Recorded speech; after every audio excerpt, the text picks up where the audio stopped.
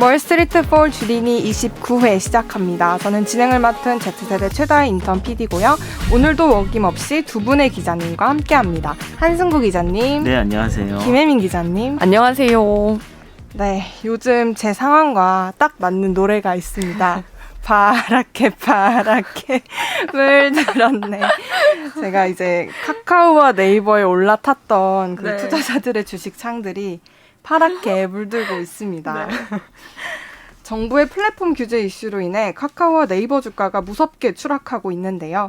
카카오는 골목상권 침해 논란이 일었던 분야에서 철수하겠다는 상생 협력 방안을 내놓으며 수습에 나섰지만 독과점 논란은 여전합니다. 네. 오늘 관련된 이야기 나눠보겠습니다. 기자님들 어떻게 지내셨어요? 좀 바쁘게 그냥 잘 지냈던 것 같아요. 잘 지내셨어요, 기자님? 네, 똑같아요. 이제 더 이상 팔리는 안 하시는 네, 거예요? 하고 싶지 않네요. 그 주 진짜 너무 피곤해 보이셔가지고. 그죠? 네.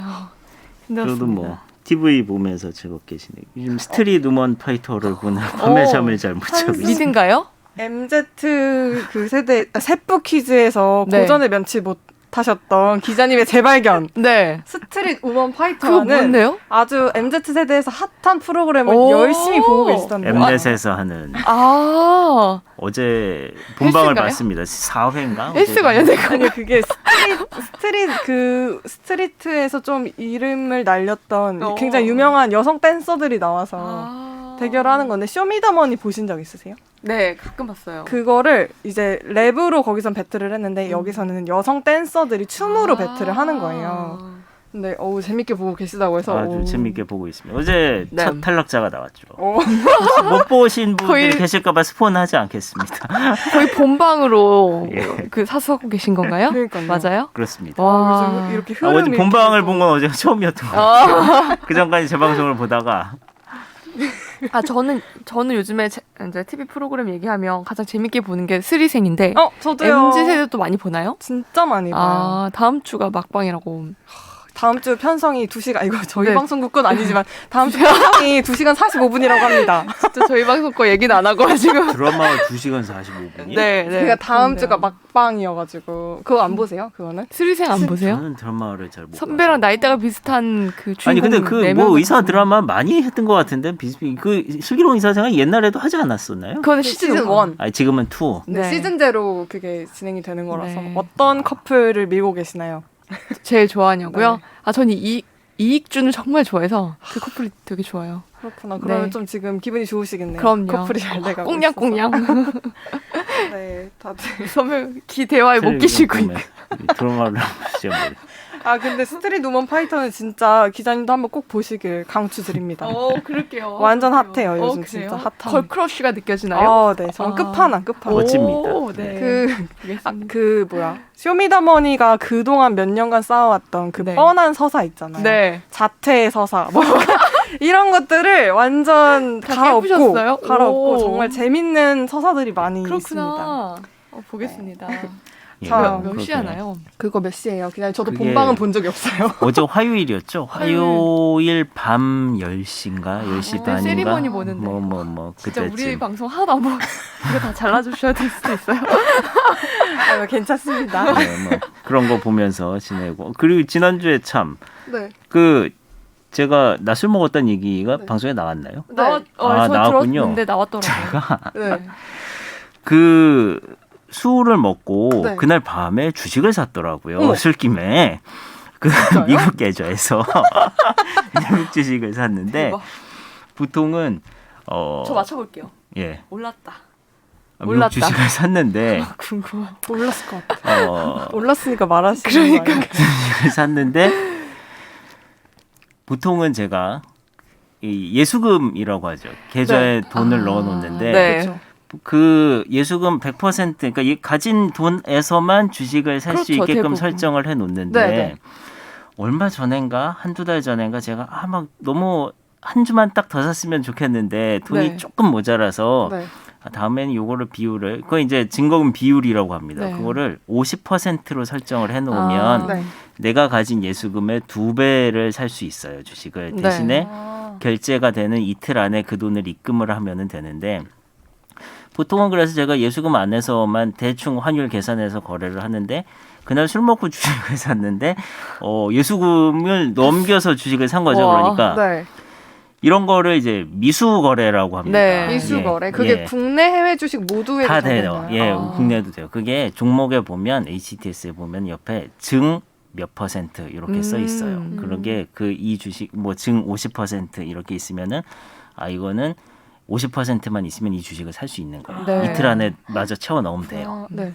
그래서 주식을 샀는데 별로 이제 신경을 안 쓰고 있다가 신경을 안 쓰신 거예요? 기억을 못 하신 몰랐어요. 기억 못 기억 못 하셨던 거예요. 기억 못 산 거를 하신 거에 한 기억을 표입니다. 못했다가 아침에 왜 증권사에서 문자가 왔는데 네. 오늘 밤까지 뭐 얼마를 입금하지 않으면은 반대 매매가 일어난다라고 통지가 온 거예요. 반대 이게 매매는 뭐예요? 반대 매매는 미수거래에서의 반대 매매는 제가 아까 그랬잖아요. 내가 가지고 있는 돈보다 주식을 더 샀다. 그렇죠.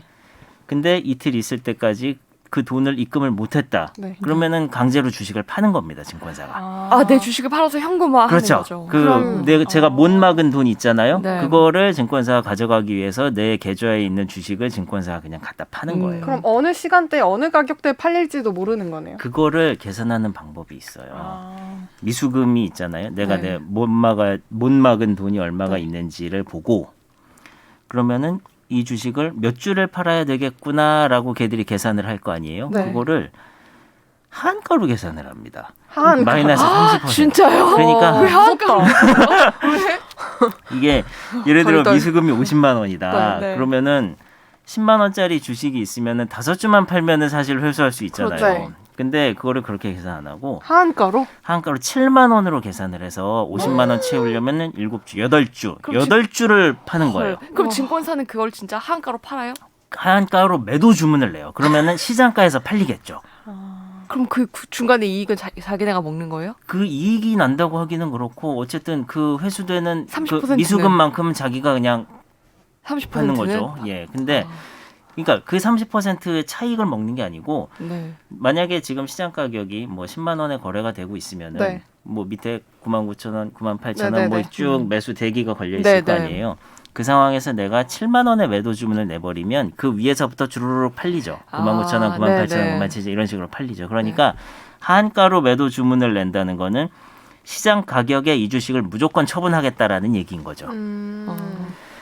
근데 네. 제가 다행스럽게도 그 미수 금액이 굉장히 적었어요. 다행이다. 예, 아주 조금이었어요. 네. 그래가지고 한가로 계산을 해도 한 주만 팔면, 그러니까 어. 내가 산 한 주만 팔아도 네. 미수금을 갚을 수 있는 수준이 됐던 거죠. 네. 그래서 그 한 주가 팔렸습니다. 저는 그래 참 돈을 넣었죠. 네, 돈을 네, 넣었는데, 넣었는데. 근데 뭐 얼마 안 되는 돈이니까 돈을 넣었는데. 네. 역시 이런 일이 있구나. 좋은 거 배웠네라고 생각하고 다음날 아침에 봤더니 미수금 팔린 거예요. 주식이. 왜요? 속상해. 왜 팔렸지라고 봤더니만 이게 미국 주식 같은 경우는 미수금을 넣을 때 반드시 환전을 해서 넣어야 된답니다. 지금 보통 많은 분들이 미국 계좌로 주식 거래를 할 때 네. 요즘에 증권사들이 원화로도 바로 주문할 수 있게끔 서비스를 다 해놓거든요. 네. 그래서 내가 직접 달러로 환전해 놓지 않아도 원화를 충분히 가지고 있으면 그때그때 환율에 맞게 미국 주식을 사고 팔고 할 수 있단 네, 말이죠. 근데 미수금이 나와서 이걸 막을 때는 반드시 환전을 해서 계좌에 넣어놔야 된대요. 아예 달러를 넣어놔야 되는 거예요? 예. 그러면 은행에서 가가지고 직접 가서 환전을 해가지고 넣어야 돼요? 뭐 은행에서 바꿔가지고 거기 달러 예수금을 넣어놔야 되는 거죠. 그래서 제가 그거를 이게 왜 이렇게 됐나라고 보고 문자를 다시 읽어보니까 외화 환전 필수 이렇게 써있더라고요. 그래서 그걸 못 보고 원화를 넣었다가 한 주가 팔렸습니다. 그러면 선배, 저는 아직도 지금 약간 이해가 안 되는데 네. 그 30% 이하 가격으로 팔린 거잖아요. 그럼 그 30% 이하 가격으로 팔리지 않죠. 매도 주문에 해서 그 수량만큼을 시장가로. 예 시장가로 이제 매도를 바로 해버리는 그럼 거죠. 시장가로 팔리고 나머지 일부 미수금만 처리되고 나머지는 선배 계좌로 들어와요? 그렇죠. 예. 네. 미수금을 하고 뭐 남은 돈은 계좌에 이제 크게 쌓인 손해본 다시 건 예수금을 아니네요. 쌓이죠. 다행히 또 마침 한 주가 제가 샀던 게 또 팔리는 시점에는 몇 올랐어요. 달러 올랐었어요. 그래서 다행이다. 와, 이렇게 반대 매매를 경험해 봅니다. 그리고 올랐어요. 와. 음주거래를 이거 약간 지향해야 할지. 그러니까. 지향해야 할지. 이게 보니까 이런 식의 미수 거래를 그 아주 단타로 하시는 분들이 많이 한다고 하더라고요. 이게 실제로 내가 가진 돈은 이만큼이지만 네. 이거 이상으로 더 살 수 있고, 그렇네요. 예, 그리고 뭐 이틀 있다가 남은 돈 넣으라고 하지만 그 전에 팔면 되니까, 그 전에 거래해서 팔아버리면 되니까 그래서 사실 아주 단타를 하시는 분들이 미수거래를 많이 이용하신다고 그래서 어떤 합니다. 주식을 사셨는지 공개해 주실 수 있으신가요? 제가 그때 샀던 네. 주식. 저는 제가 그때 계좌에 미국 주식 가지고 있는 세 가지 말씀드리지 않았나요? 네. 마이크로소프트하고 코스트코하고. 예. 마이크로소프트 하나는 공개 안 하셨어요. 기자님이 아, 원픽 내가 하셨던 거. 골랐다가 네. 계속 그것만 못 오르고 있다는 주식. 네, 그건 공개 안 하셨어요. 그게 디즈니였습니다. 제가 좋아하는 그 이번에 회사는. 사신 게 뭐예요? 이번에 디즈니를 술 먹으니까 역시 내가 좋아하는 주식. 어저께 멀스트리트에서 디즈니 추천해 주셨는데. 아, 그래요? 이제 오를 거래요.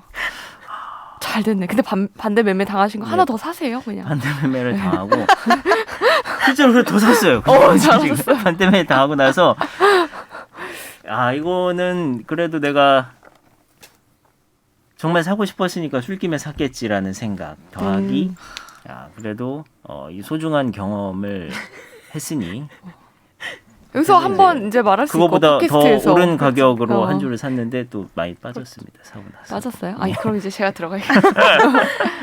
반대 매매 당하신 이야기 잘 들었습니다. 그 디즈니는 근데 디즈니처럼 이렇게 사람 감성을 건드리는 기업은 네. 저는 뭔가 나중에 계속 꾸준히 오르지 않을까. 맞아. 요즘에 거기 사람들이 그런 걸 되게 좋아하잖아요. 진짜, 예. 그래서 그리고 넷플릭스처럼 지금 디즈니도 OTT 맞아요. 이제 시장 디즈니 공략을 플러스. 하니까 네. 아마 한국 전망이 분들도 굉장히- 많이 관심을 가지고 있는 주식으로 알고 있습니다. 특히나 이제 한국에서 올 11월인가요부터 그 디즈니 OTT가 서비스가 되죠. 네. 뭐 쿠팡 플레이, 넷플릭스, 왓챠 이런 것처럼 이제 디즈니가 한국의 유료 서비스로 들어오게 되는데 집에 애들 있는 가족들은 그걸 맞아요. 꼭 보겠다고 하는 분들이 많아요. 그래서 저도 뭐- 디즈니 있어요. 아 그래? 저만 없네? 0.56주 나만 있어요. 없어 디즈니. 좋다는 건 아닙니다. 정말 제가 좋아서 샀을 뿐 이득을 보고 있지도 못해요. 알겠습니다. 그렇습니다. 네. 되게 유익했어요. 재밌었어요. 저는 그리고 미수금 거래 이런 거 있는지도 몰랐어요. 저도 당한 적은 없고 항상 제가 사보기는 했지만 반대매매 당한 적은 없었고 그리고 그분 있잖아요. 그 비트코인 했다가 네. 반대매매 당하셔가지고 청산 당하신 저기 분. 고란 기자. 그쵸. 그분 얘기만 들었지. 선배 이런 생생한 얘기를 들으니까 네, 재밌고 취재 파일 쓰셔야 되는 거 아니에요? 반대매매 나는 이렇게 당했습니다. 뭐 이렇게. 소박하게 한 주밖에 안 돼가지고. 네. 이야기 잘 들어봤습니다. 네. 근데 이게 저 같은 경우 이제 미수금이 아주 작았고 네. 그다음에 이제 마침 또 주식이 올라 있는 상황이었고 그렇죠. 하지만 네. 이게 이제 주식이 많이 떨어졌다거나 네. 혹은 이제 미수금의 규모가 크거나 아니면은 저는 이제 이틀짜리 미수거래였지만 실제로는 신용거래도 요즘에 이제 많은 분들이 하신다고 하는데 네. 그 경우에도 이제 일정 가격 이하로 떨어지고 하면은 이분들이 반대 매매를 당했을 때는 상당히 그거는 좀 심각한 손실을 보실 수 있겠다라는 생각이 들어요. 조심하셔야 돼요. 요즘에 그리고 그 신용 규모가 굉장히 많아져가지고 네. 약간 뭐 좀 그 금융당국에서 우려하고 있다라는 기사들이 나오고 있더라고요. 네. 여러분 투자는 언제나 본인의 선택과 네. 또 그 선택에 따른 책임을 다 하셔야 된다는 거 기억해 주시면 될 것 같습니다. 네, 이번 주에도 댓글이 많이 달렸습니다. 청취자 그 아이디 블루로 시작하시는 분께서 달아주셨어요. 아, 탈룰라가 이런 뜻이었군요. 저는 몰랐네요. 세대 간에 모를 수도 있는 신조어를 청취 중에 또 하나 알게 되었습니다. 그리고 부동산 복비 관련 경험담을 들을 때는 현실적인 체험들이어서 그랬겠죠? 너무 실감나더라고요. 이렇게 변화되는 이슈들을 주제로 쉽게 설명해 주셔서 유익하게 청취하고 있습니다. 감사합니다. 이렇게 달아주셨습니다. 감사합니다. 근데 네. 이렇게 달아주신 감사합니다. 분들은 네이버 오디오 클립인가요? 네이버 오디오 아, 클립이에요. 네. 네, 다음 또 청취자분께서 달아주셨습니다. 불땅 주리니님이 달아주셨습니다. 박세용 기자님과 동명이인이라 뉴스에서 기자님 이름 나오면 반갑고 그랬는데 여기서도 듣게 되네요. 오늘 내용도 잘 들었습니다. 감사합니다. 이분이 불당동에 사시는 분 같아요. 불당동이 이제 제가 천안에 사는데 네. 천안의 강남이거든요. 그래요. 불당동에. 그럼 불당동 사시는 박세용님 감사합니다. 거주지와 실명 이렇게 밝혀졌는데 이거 불당동에 사시면서 괜찮은 건지. 주식을 하시는 박세용님. 그러니까요. 불당동 진짜 저 서울에서도 한 번도 못 본 람보르기니가 거기 있어요. 여기 그 그래요? 외제차들이 그렇게 많이. 그래요? 사실 얼마 전에 이 동네가 또 화제가 왜요? 됐던 게 화재 때문에. 기자님. 네네네. 아, 네네네. 불 때문에 불이 났나요? 맞아요. 그 예, 지하 그 주차장에. 아 여기 666대인가 그때 예, 불가- 그 세차 하던 네. 차에서 화재가 시작이 거기, 됐. 거기군요. 거기가 불당동. 그 네, 맞습니다. 외제차가 그렇게 많았다던 네네네. 그 아파트. 맞아요.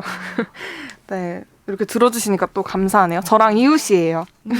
제가- 좋은 데서 하시는. 아니 저는 다른 동. 저는 다른 동인데 어쨌든 불당동이 가깝긴 근처에 해요. 네. 아, 천안에 사는 근데 뭐 불당동 네, 진짜 네. 부자들 많이 살아요. 부럽네요. 네, 다음 분께서 달아주셨습니다. 네. 꼬무리님이 달아주셨습니다. 한승구 기자님 생명의 검 언급하실 때 목소리만 들리는데도 눈빛이 초롱초롱하신 게 느껴져요. 근데 이거 제가 편집할 때 들어보니까 네. 진짜 너무 설레하시는 거예요. 약간 생명의 검. 선배는 거기까지 느끼어지셨나 봅니다. 그 얘기가 우리 게임 얘기할 때 나온 거죠. 네, 예. 약간 좋은 사례? 예, 생명의 그렇죠. 검이 굉장히 비싸고 좋은 아이템이죠. 예, 그 당시 기준으로는 예, 전 서버에 하나밖에 없는. 네. 네. 지금은 뭐 더 좋은 아이템이 현질을 시켜야 되기 때문에 그 현질로는 이제 더 좋은 아이템들이 많이 나와요. 아, 그 위에 더 윗급에 예. 더 좋은 아이템 많구나. 굉장히 집중해서 청취해주시고 계신 것 같아요. 그러게요. 이런 디테일까지 잡아주시고. 맞아. 네, 오늘은 저희가 음. 조금 시간상으로 음. 녹음 시간이 좀 촉박해서 세프 코너는 넘어가고 오늘 스트리트 우먼 파이터를 네. 괜히 막 스티브먼 파이터 반대매매 이런 얘기하다가 아 재밌었어요. 근데 너무 세부를 이 같은 중요한 코너를 건너뛰게 한 것 같아서 다인님 죄송합니다. 세포 준비하신 거 맞죠? 당연 준비했는데 여기 건너뛴 거죠? 준비해왔어요. 여기 이렇게 답이 있잖아요. 대본에. 이거 한 주만 아유, 미뤄서 다음 주 준비 안 해도 된다. 아싸 뭐 이런 거. 다음 주에 그럼 제가 질문 2개로 찾아오겠습니다. 정말. 네. 네. 절대 준비 안 한 게 아닙니다, 아, 네. 여러분. 네. 오늘의 본격 주제로 넘어가 보겠습니다. 참 2개월 전만 하더라도 카카오와 네이버 주주들의 미소가 떠나질 않았는데 그러게요. 이렇게 될 줄 네. 누가 알았겠습니까? 예. 지금 여당이 거대 플랫폼 기업을 규제하겠다는 이 목소리를 내면서 주가가 정말 대폭 하락했습니다. 네. 일단 이 온라인 플랫폼 규제가 어떤 것인지 짚고 넘어가야 될 것 같아요. 네. 이 정부가 낸 여당이 냈던 이 온라인 플랫폼 규제 방안 어떤 건지 설명 부탁드립니다. 요즘에 제 주변에서 곡소리가 굉장히 많이 들립니다. 제 소리 아니에요, 그거. 저 갖고 있는 것 중에 카카오가 제일 많았어요. 아니 사실 지난주에 우리 이거 녹화 끝나자마자 네. 우리가 봤을 때 그때가 마이너스 10%. 그때가 이제 엄청 시작이었죠. 맞아요. 하락의 시작. 그리고 일주일 만에 지금 뭐 한 저희가 오늘도 30% 빠지나요? 어, 어제도 오늘은 조금 약간- 오르고 있습니다. 그래요? 아직은. 뭐 넥슨 주주들 어떡해요 이러고 방송을 마쳤는데 네. 남일이 아니에요. NC. NC 주주들 어떡해요 이러고 방송을 마쳤는데 남일이 아니었던 거죠. 네. 아 이번 그 정부의 규제에 대해서 간단하게 설명을 하면 이제 금융위에서 지금 하겠다고 하는 거는 그 플랫폼들 예를 들어서 빅테크나 핀테크 기업들이 하고 있던 몇 가지 서비스가 있어요. 그게 소비자 맞춤형 금융 서비스라는 건데 이런 걸 앞으로 제공할 때 금융당국은 등록을 하고 해라 이렇게 네. 금융위가 밝혔습니다. 뭐 예를 들어서 뭐 보험, 투자, 카드 추천 서비스 같은 게 있거든요. 좀 쉽게 예를 들어서 설명하면 뭐 카카오페이는 알모으기고요. 네. 그 다음에 뱅크 샐러드 같은 거 쓰시다 보면 네. 카드 추천해주죠. 이게 다 고객 맞춤형 이제 서비스를 제공하는 겁니다. 근데 사실 이런 서비스를 제공할 때 펀드 같은 거는 개인이 해야 되고요. 카드 추천도 중개사가 해야 됩니다. 뭐 우리 카드 신용카드 모집인. 그렇죠. 예, 중개사가 아니라 모집인. 카드를 모집하는 그 사람들이 다 따로따로 있잖아요. 그분들이 사실을 해야 되는데 이거를 지금은 약간 풀어준 거예요. 빅테크와 핀테크 기업에게 네. 좀 다양한 서비스를 제공할 수 있도록 이제 문을 열어두겠다라고 해서 그동안은 풀어줬는데 하다 보니까 카카오 같은 이제 대기업들, 플랫폼 기업들이 너무 이제 큰 거죠. 그래서 금융위에서 이번에 앞으로는 똑같이 적용을 하겠다. 너네도 이거 앞으로 할 거면 등록을 해라라고 규제를 하기 시작한 겁니다. 그래서 예를 들어서 뭐 알모기 같은 서비스는 이 하나 서비스로 저는 사실 저도 하고 있지만 이게 펀드 가입하는 건지 몰랐거든요. 계좌를 터서 이걸로 유치한 계좌가 500만 개가 된대요. 아마 500만 개. 다들 하나씩 갖고 계실 겁니다. 갖고 계시나요? 카카오페이 결제하면 주는 그 알. 알모으기 있어요. 네네. 갖고 계세요, 선배? 없는 것 같은데. 아, 없으세요? 알모으기를 해보신 적은 있으세요? 뭔지 없는 아세요? 것 같은데. 카카오페이 결제는 해보셨어요? 카카오페이로 결제를 안 해봤네요.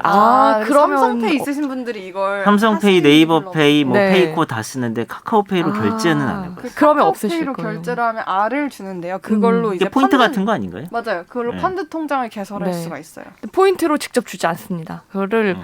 통장을 개설해야 그걸로 이제 펀드를 살 수 있는 포인트를 주는 거죠. 네, 그런데 앞으로는 이제 뭐 이거를 다 등록을 하고 하라는 거고 그게 이제 24일이었거든요, 기간이. 네. 그래서 그 전에 카카오가 지금 일부는 정리하고 있고 그렇다고 알고 있고 네. 앞으로 네, 조금 더 지켜봐야겠지만 어느 정도 이제 그 카카오나 이런 핀테크 기업의 영향력이 갈지는 여기에 주가가 큰 영향을 받고 있는 걸로 보입니다. 처음에는 이게 그 네. 우리는 그냥 광고를 해주는 거다, 광고일 네. 뿐이다라고 했는데 실제로 음. 이게 중개고 모집에 참여를 하고 있다라고 본 거죠. 그래서 네. 결국에는 금융위원장이 동일 기능, 동일 규제라는 말을 했죠. 맞아요. 그러니까 이건 광고가 아니고 니네가 직접 이 모객을 하고 모집을 하고 판매하는데 관여가 돼 있으니까 니네도 기존의 사람들하고 똑같이 규제를 받아야 된다라는 얘기인 거고요. 네. 지금 정부 차원에서 이제 당장 이달 24일, 25일, 그때가 이제 금소법이 시행이 되면서 네. 이런 부분에 대한 이제 규제를 직접적으로 받게 될 거고요. 금소법은 어떤? 금융소비자보호법이 소비자 되겠죠. 보호법. 네. 그런 부분이 이제 적용이 되고 이게 원래는 그 이미 충분히 다 예고가 됐던 거래요. 그 올 상반기에 충분히 이제 상반기부터 계속 예. 규제하겠다라고 얘기를 했다면서요. 계속 이제 예고가 나왔고 그다음에 이제 그동안의 일종의 준비 기간 같은 거를 줬는데 네. 그게 이제 뭐 제대로 안 지켜졌다고 보고 확실하게 그게 이제 지난주에 그러면서 버전이고. 그 금융규제 나온 게 이제 지난주였고 네. 아니 이것만으로 이렇게 10%씩 빠지나 했는데 그때가 시작이었던 거죠. 그래서 네. 그 이후로 이제 공정위의 조사가 카카오에 들어가기 시작했고 맞습니다.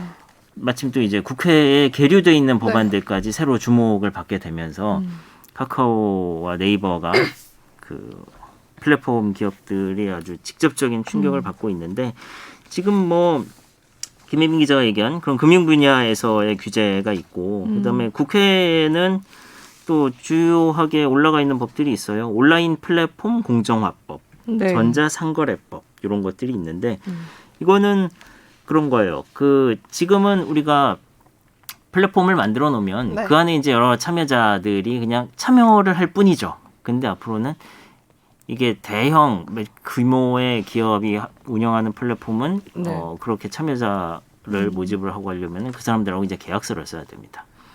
계약서를 써야 되는 그런 조항이 생기고 네. 그다음에 전자상거래법에 따르면 왜 우리가 그 이것저것 검색하다 보면 나한테 이제 광고가 비슷한 것들이 뜨잖아요. 네. 전 최근에 이제 뭐 그 시계랑 운동화 광고가 이제 저한테는 많이 뜨는데 헬스는 안 뜨나요?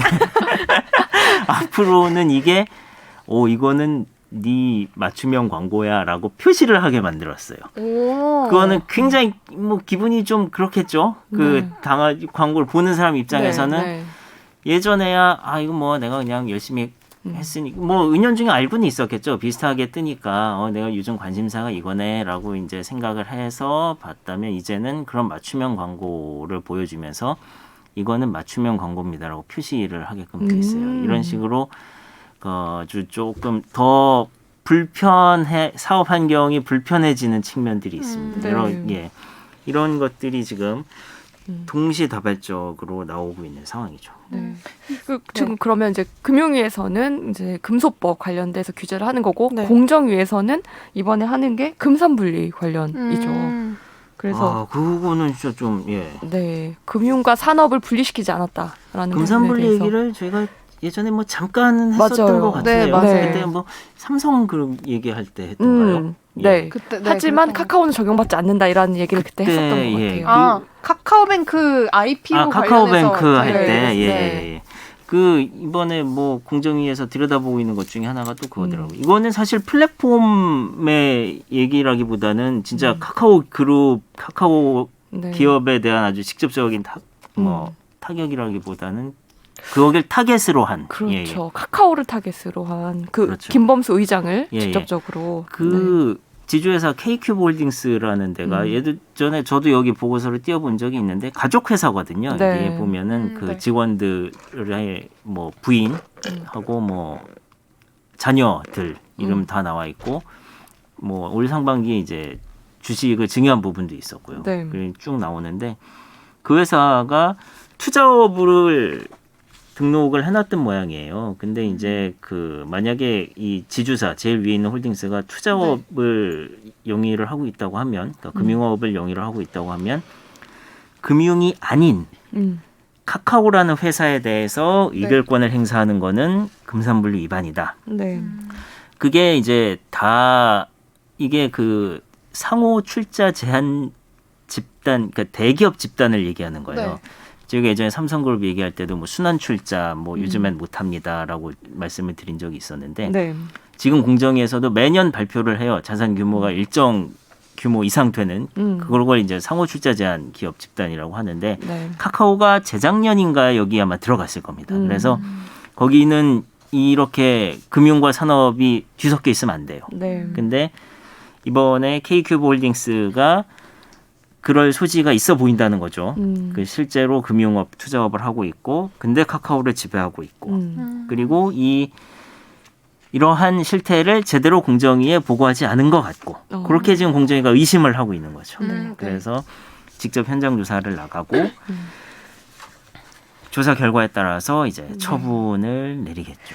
이게 이런 정부의 규제 때문에 주가가 무너지는 거는 그 어제 멀스트리트에서 그러던데 네. 금방 회복을 할 수 없다고 하더라고요. 아, 네, 저도 그거 오, 들었어요. 네. 그렇게 분석을 말씀하시고. 하셨어요. 저도 네. 제가 올 들어서 굉장히 기분 나쁜 소식으로 봤던 게 두 네. 가지 종목이 있었는데 LG화학하고 아이고. 카카오입니다. 지금 LG화학 지금 그게. 60만 원대라고 예, 하던데. 그게 초반에 얼마였죠? 예전에 100만 원까지 100만 원. 갔어요. 그래요? 그게 하이닉스하고 삼성전자 뭐 지난달에 외국인들이 굉장히 많이 팔았지만 네. 그거는 그나마 이 반도체 사이클 업황이 있으니까 네. 이거는 뭐 분명히 언젠간 다시 올라갈 수 있겠지라는 생각이 있었고 기분 네. 나쁘지만 그냥 뭐 더 내려가면 좀 사모을까 내지는 뭐 회복의 기대감 뭐 이런 게 있었는데 LG화학의 이 배터리 리콜하고 이 네. 카카오의 이 규제는 이거는 약간 좀 성격이 다른 악재인 것 같아요.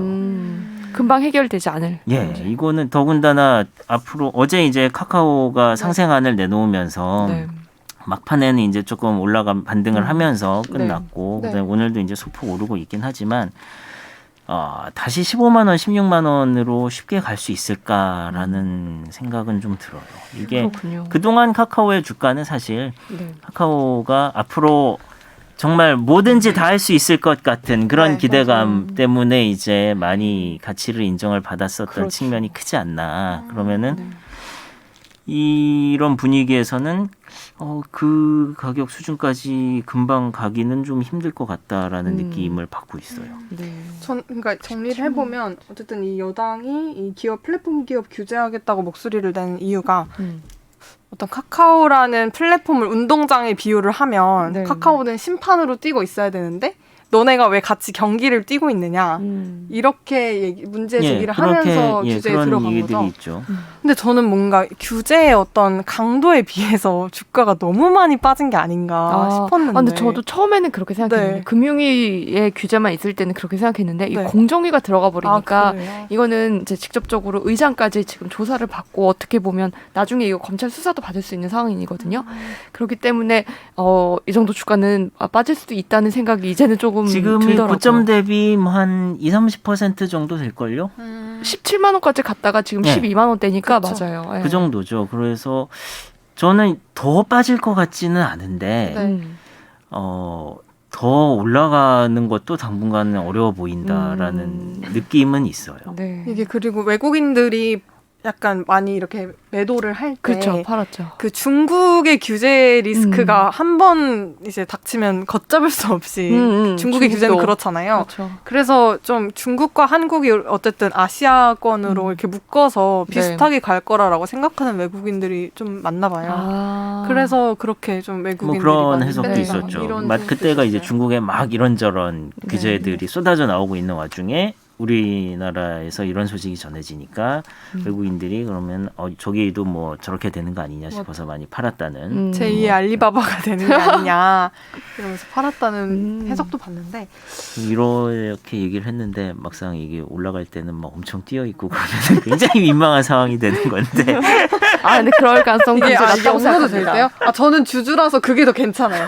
민망해도 괜찮아요. 아 그렇구나. 근데 이게 어쨌든 금융당국이 이 핀테크 기업의 혁신 서비스를 좀 허용해 줬었잖아요. 네. 그 부분을 감안하면 이 인터넷 은행 규제 방침이 좀 앞뒤가 맞지 않는다. 뭐 너무 급작스러웠던 거 아니냐. 뭐 이런 얘기도 나오고 있는데 어떻게 보셨어요?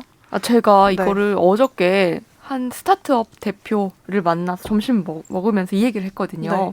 근데 이 스타트업이라고 하기는 좀 그렇고 거기도 플랫폼 업체고요. 네. 이름을 들으면 다 알만한 기업입니다. 근데 그쪽에서 하는 얘기가 딱 이거였어요. 그러니까 어느 정도 이제 미국에서도 이런 네. 빅테크 기업 규제를 하긴 합니다. 그런데 거기는 규모가 굉장히 크고요. 그 빅테크 기업이라는 게 예를 들어서 뭐 애플, 그쵸. 아니 마이크로소프트, 뭐 구글, 페이스북, 아마존 이 정도는 돼야 이제 규제를 네. 하고 있는데 우리나라는 조금 클 만한 기미가 보이면 자꾸 싹을 자른다는 거예요.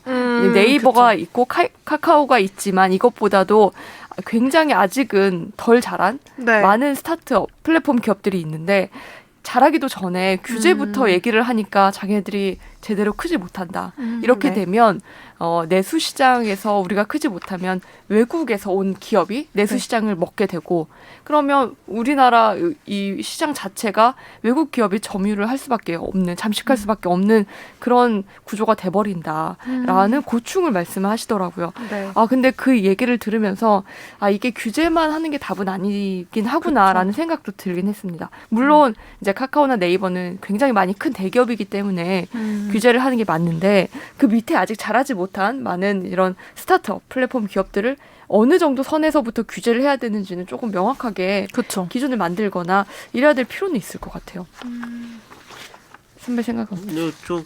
뭐 보는 관점의 차이죠. 사실 규제가 이번에 어떻게 하다가 얘기가 이렇게 나왔냐고 보면 네.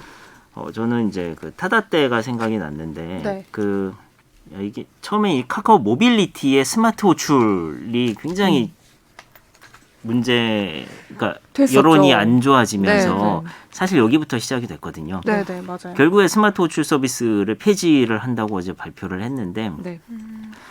이게 우리나라에서 이 대중교통의 문제를 건드린다는 게 얼마나 어렵고 복잡한 문제인가를 이제 새삼 다시 느꼈고 네.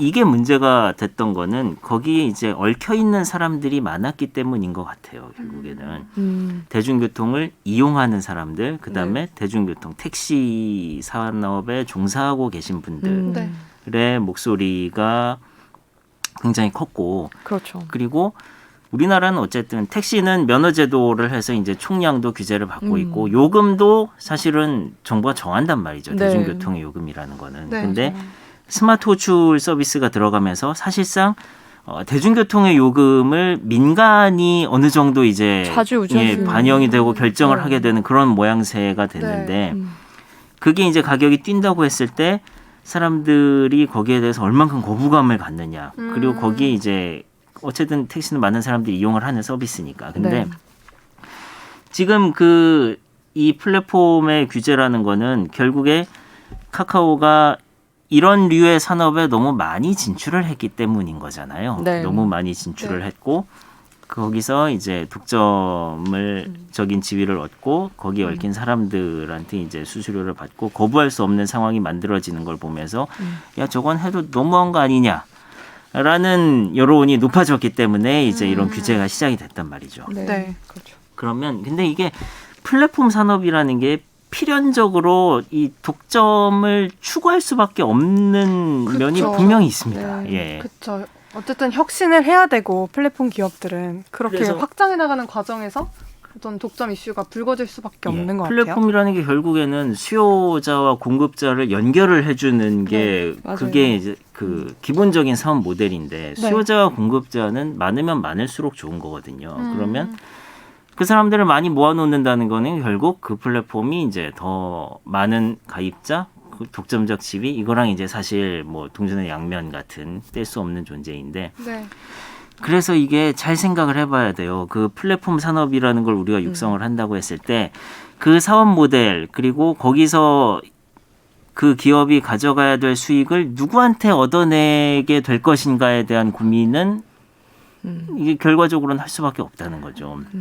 지금은 우리가 네. 소비자의 편익이라는 말 때문에 그거 하나 믿고 지금 카카오를 놔뒀다가 네. 이 모양이 되면서 규제가 나왔는데 근데 이걸 좀 더 크게 봤을 때 누군가는 그 플랫폼 사업을 언젠가는 해야 하고 그게 이제 변화의 흐름이라고 생각을 하면 만약 이걸 우리나라 기업이 하는 게 맞냐 하게 되면 아니면 외국에서 들어와서 다른 업체가 하는 게 맞냐라는 고민도 언젠가는 하게 될 것 같아요. 그러니까 우리가 이걸 못하게 규제를 했다가 외국에 있는 다른 기업이 들어와서 그 내수 시장을 잠식하게 되면 그건 또 맞는 길인가? 이거는 그 궁금함도. 플랫폼은 네. 그 사업에 대한 규제라는 게 국내 기업에 대한 규제라고 보지 않아야 되는 게 아닌가라는 생각이 들고요. 그러니까, 아예 그럼 플랫폼 기업들은 규제를 해야 된다. 그러니까 플랫폼 그 기업의 외국- 규제라는 것이 예를 들면 지금 나오고 있는 이런 거죠. 그러니까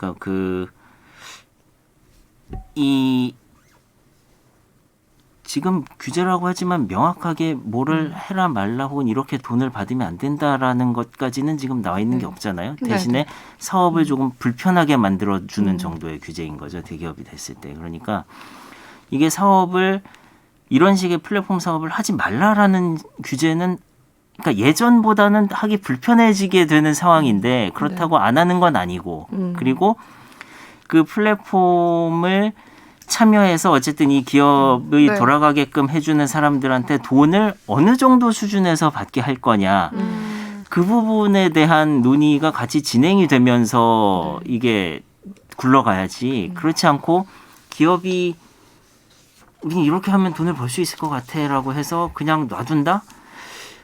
이거는 처음에는 편하니까 그렇게 해줄 수 있는데 이게 네. 나중에 가면은 이런 식의 문제들이 생길 수밖에 없을 것 같아요. 저도 이 부분이 굉장히 고민이긴 한데 네. 어쨌든 그 스타트업 대표 얘기는 그럼 제가 그 물어봤어요. 지금 카카오나 네이버 말고는 규제를 하는 게 거의 없지 않냐. 스타트업은 그래도 많이 육성하려고 지금 장려하고 있지 않냐라고 했더니 그쵸. 아니라는 거예요. 그 작은 스타트업도 많은 규제를 지금 플랫폼 업체에서는 받고 있는 게 현실이라고 말을 했고 또 한 가지 또 저는 좀 의문인 게 카카오가 꽃배달 서비스를 접는다고 했잖아요. 맞아요. 상생방안 근데 협력. 그렇게 거기서. 되면 그러면 카카오가 접는다고 해서 이거는 해결될 문제인가라는 생각이 들더라고요. 저는 그건 네. 그런 느낌을 받았어요. 네. 이게 꽃배달 카카오가 하면은 안 되는 거고. 그러니까요. 예. 다른 꽃배달 예를 들면 꽃배달만 하는 네. 그런 식의 플랫폼. 그게 음. 예를 들면 꽃가게 사장님들이 만든 플랫폼이라든가 네.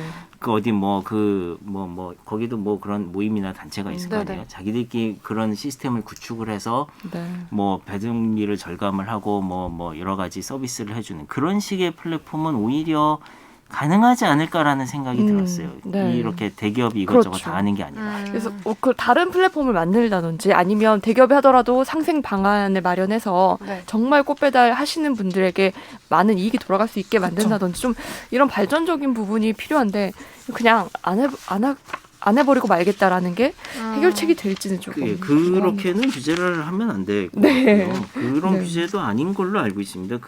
제가 아까 말씀드린 그 그쵸. 온라인 플랫폼 규제는 아니고 그냥 예. 카카오가 안 하겠다고 손을 뗀 거죠. 이거는 온라인 먼저. 플랫폼 공정화법 같은 경우도 그것도 이제 그 플랫폼 기업의 규모에 따라서 그러니까 이 회사가 뭐 어느 정도 이상 되는 사업자들은 반드시 이제 입점 업체랑 계약서를 써야 된다. 이런 식의 이제 규모에 따른 규제를 하고 있죠. 그게 미국에도 그렇더라고요. 그 6월 달에 구글이나 아마존, 페이스북 같은 플랫폼 기업을 규제하는 반독점 법안 5개가 네. 법사위를 통과를 했는데 네. 여기 보면은 매출과 시가총액이 큰 플랫폼들을 대상으로 한다라고 하네요. 그러니까 네. 일반 검색 엔진이나 온라인 검색 광고에서는 이제 구글, 네. 그다음에 모바일 운영 체계라든가 앱스토어에서는 애플, SNS는 페이스북, 네. 뭐 온라인 소매 시장에서는 아마존. 네. 이런 기업들이 그 시장에서 이제 독점력을 가지고 있다라고 판단을 하는 거죠. 그래서 대상 선정 기준은 이제 뭐 미국 내 월간 사용자 수가 5천만 명 이상, 네. 뭐 시가총액 700조 원 이상, 뭐 이런 기업을 대상으로 이제 규제를 한다. 그러니까 이런 기준에서 보면은 예를 들면 뭐 우리나라에서도 이렇게 네. 카카오가 이미 지금 뭐 시가총액이 수십조 원 되는 기업인데 얘네가 그렇게 아무거나 다 하게끔 내버려 두지는 못하겠다. 앞으로는 못할 거예요. 어제 뭐 발표된 내용도 그런 내용이잖아요. 네. 앞으로 뭐 골목상권 관련된 뭐 사업은 네. 안 하겠다. 뭐 그쵸. 혁신에 집중하겠다. 뭐 이런 얘기. 우리나라도 이 기준이 있긴 하대요. 근데 그거를 영향력이라고 공정위가 보고 있다는 거예요. 그래서 객관적인 지표보다는 그 시장에 얼마나 영향력을 끼치는지에 따라서 규제를 하고 말겠다를 결정하겠다고 얘기를 했다는데 이 영향력의 기준도 좀 명확했으면 좋겠어요. 약간 정성평가. 그렇죠. 그래서 지금 선배가 말씀하신 이 부분 그 미국에서 이 반독점 소위 여기에서 네. 여기에 대한 되게 그 문제점이 있다고 생각을 하고 규제를 하고 있는데 규제를 하려고 하는데 조금 자세히 보면 그 보고서가 나온 걸 제가 이걸 당연히 번역본을 그 원본 못 보고 번역본을 봤는데요. 네. 공정위 쪽에서 이 자료를 줬습니다. 그래요? 근데 요약을 해봤는데 이게 이 기업들 지금 말한 그 4대 온라인 플랫폼 사업자들이 10년 동안 이 잠재적 경쟁 사업자 500개를 인수를 했대요. 이거를 킬러 인수라고 부른다고 합니다. 대기업이 경쟁자 없애고 이 독점적 지위를 지키기 위해서 신생 기업을 사들이는 거예요. 아까 그 다희 씨가 말한 이런 이제 어쩔 수 없이 자기 이제 그쪽 뭐랄까 생태계에서는 우위를 점하기 위해서 네. 하는 그런 일이죠. 그래서 경쟁 구도가 무너지게 되는데 이렇게 되면 이제 플랫폼 업체들은 소비자들의 관심이나 빅데이터 정보 등을 수집해서 수익을 얻을 수 있고요. 독과점을 하는 상황에서 이제 과도한 정보를 축적하게 되고 개인정보 보호에도 소홀하게 된다는 부작용이 있습니다. 그리고 소비자들은 다양한 플랫폼을 경험할 이제 기회를 잃게 되고요. 이게 보고서 이제 이런 문제가 있다라고 나와 있고요. 그리고 또 이제 온라인 플랫폼 중에 검색을 할 수 있는 경우도 있잖아요. 구글처럼. 그러면 편향성을 나타내더라도 이걸 대체할 다른 플랫폼을 사용할 수 없는 그런 부작용도 있다라고 합니다. 그래서 작년 10월에 미국 하원에서 이 반독점 소위가 4대 플랫폼 기업을 이제 독점 기업으로 규정을 하고 이 회사들을 더 쪼개야 된다라는 그런 권고안을 발표했다고 해요. 참 뭐 요즘에는 확실히 좀 이 트렌드인가 봐요. 플랫폼 기업 규제. 진짜. 어제 사실 우리 공정위가 구글에 대해서 과징금 매긴 것도 네. 사실 굉장히 상징적인. 큰 기사거든요. 맞아요. 2천억 원? 네. 그리고 미국 연방거래위원장에 32세 여성이 앉았는데 그분의 인사가 어떤 의미를 가지고 있는지도 그분의 굉장히 별명이 좀 아마존 킬러래요. 그래요? 아마존 사람들 그래서 긴장하고 그때도 화제가 됐었죠. 이게 그래서 이 빅테크 규제에 열을 올리는 게 우리나라뿐만이 아니구나라는 네. 걸 좀 저도 그게 뭐 이게 네. 독점이 되면 뭐라 그래 이게 원래 이제 가격이 결정이 되는 거는 수요와 공급이 이제 네. 딱 맞아지는 점에서 결정이 돼야 되는데 네. 독점이 있는 상황에서의 가격은 그 공급자가 자기가 비용이 가장 덜 드는 지점, 네. 자기의 수익을 극대화할 수 있는 지점, 거기서 결정을 하거든요. 그러면은 그 가격은 높죠. 높죠. 예, 더 높은 수준이고 네. 그러면 반드시 초과 수요가 발생을 합니다. 그러니까 이용을 못하는 네. 사람들이 발생을 하고 그게 사회 전체적으로는 손해다라는 거죠. 독점이 발생을 하면. 맞아요. 예. 그렇죠. 그래서 반독점 규제가 어떻게 좀 국가 경제에 중요한 이유가 거기에 있겠네요. 그럼요. 네. 이게 우리가 뭐 자본주의 사회에서 뭐 기업은 이래야지 저래야지라고 말을 하지만 이게 아니 나쁘다는 게 아니라 기업의 속성, 자본의 속성이 그렇습니다. 독점을 추구하고 더 많은 이익을 추구하는 거는 뭐 그죠. 기업의 본성인데 본질이고 그게 이제 그쪽으로 나가면 뭐 기업은 좋을 수 있겠으나 네. 사회 전체적으로는 손해가 나오는 상황이 생기니까 그래서 규제 기관이 있는 거죠. 네. 저희가 카카오 얘기 쭉 해봤는데 이제 네이버도 사실 같은 어떤 양대 산맥을 이루고 있던 플랫폼 네. 기업이었잖아요.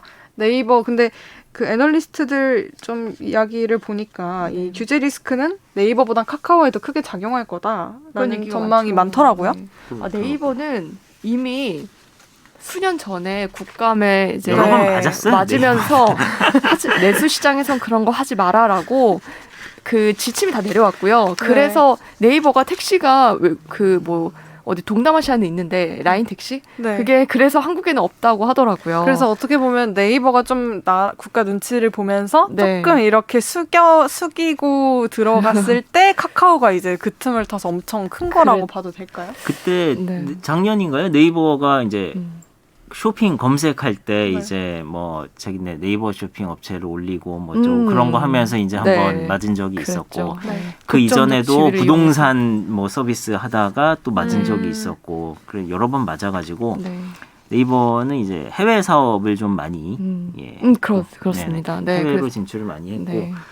약간 사업 형태가 다르죠. 카카오는 뭐 카카오 모빌리티, 카카오 뱅크, 뭐 페이 해서 이제 그 네. 사업을 직접 할 수 있는 계열사를 여러 개 만들었는데 네. 네이버는 금융 같은 부분에서는 주로 이제 뭐 어느 기존의 금융기관과 뭐 MOU를 맺고 뭐 이런 식으로 아주 천천히 정말 플랫폼처럼 진출을 시도를 했던 측면이 있어요. 그래서 네. 네이버는 네. 거기는 검색과 데이터를 기반으로 해서 하는 거고 카카오는 직접 했고 그런 데에서 이제 뭐 계열사 숫자에서도 이제 차이가 나고 네. 네이버는 계열사를 늘리진 않더라고요. 그죠. 직접 맞아요. 사업을 하면 했지.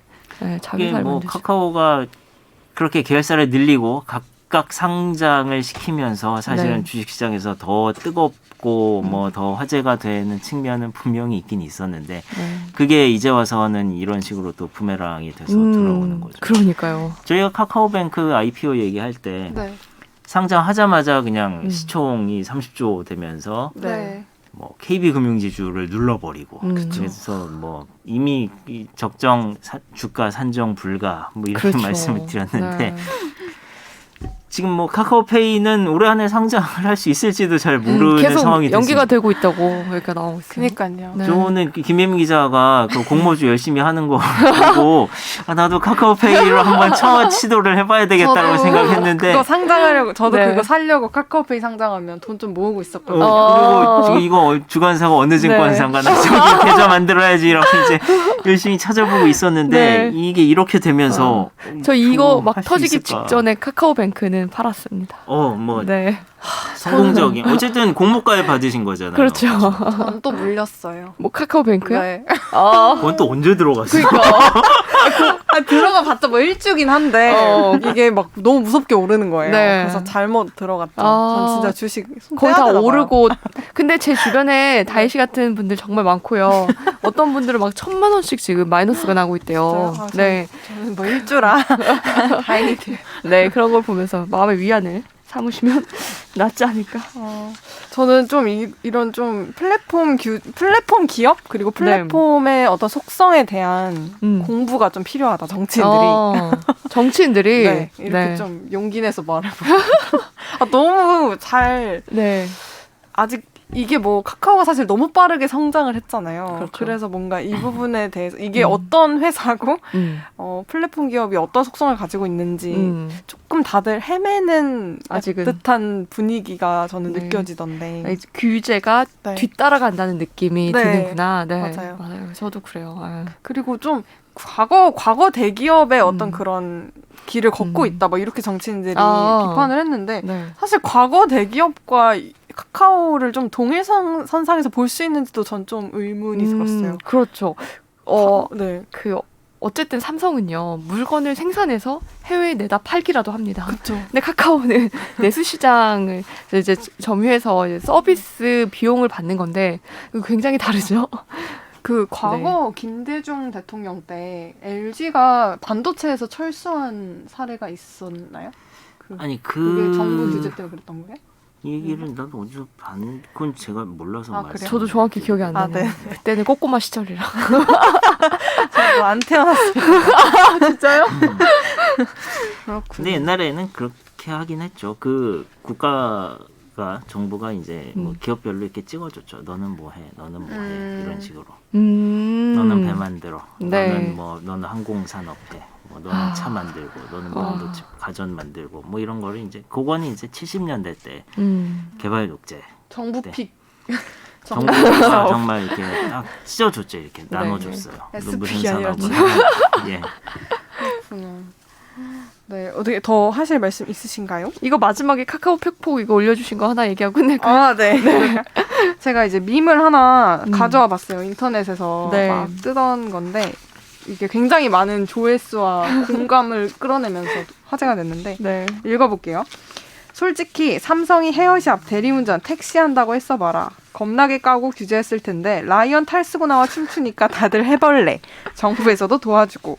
삼성이 못해서 안 하는 거냐? 카카오도 적당히 했어야지. 자영업자들 먼지 나도록 팬 거 아니야? 나도 주주지만 적당히 했으면 이리 규제도 안 하지. 너무 갔어. 이런 글이 좀 많은 공감을 얻었더라고요. 그러게요. 저도 이거 보고 인터넷으로 예전에 봤었는데 굉장히 공감이 되더라고요. 그러니까 저도 라이언 나오고 카카오에서 한다고 하면 왠지 네. 믿음을 갖고 이용을 맞아요. 많이 했던 것 같아요. 그쵸. 근데 최근에는 여기서 많이 벗어나려고 노력합니다. 뭐 그 택시도 우티에 쓰려고 하고요. 조금 불편하지만 네. 작은 노력들을 하고 있습니다. 뭐 그래도 다 대기업의 어떤. 아 그렇죠. 그걸- 그래도 대기업이에요. 그 귀여움이 가리고 감추고 있었던 어떤 그런 독점 이슈들이 좀 지금 드러나고 있는데 그럼 이 네. 정치인들이 직접 나서서 저렇게 얘기하고 정부 기관이 다 동원돼서 나설 때는 저거는 여론의 지지가 없으면 저렇게 못합니다. 그렇죠. 더구나 지금 국감하고 네. 선거철이라고도 그쵸. 지금 볼 수 있는데 네. 저렇게까지 나올 수 있다는 거는 지금 카카오에 대한 여론이 굉장히 안 좋다는 거예요. 예. 네.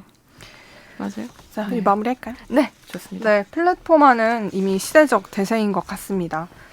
많은 스타트업들이 또 네. 제2의 카카오가 되겠다 이렇게 선언하면서 창업을 하는 경우도 많았는데요. 네. 어떻게 플랫폼의 혁신성을 좀 유지하면서도 시장 왜곡을 막고 그리고 소비자 후생을 잘 보장하는 그런 방향의 규제가 마련되면 좋겠습니다.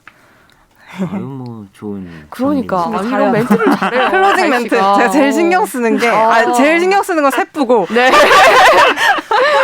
그다음에 그다음으로? 이제 오프닝 클로징 그리고 저는 이제 그 저희 중간 이 멘트를 들으면서 가끔씩 감탄합니다. 클로징이 네. 오늘은 괜찮네요. 와, 이게 인정받았다. 딱 적절한 수위인 것 같아요. 그죠? 예. 감사합니다. 네. 날로 늘고 있는 지금이요.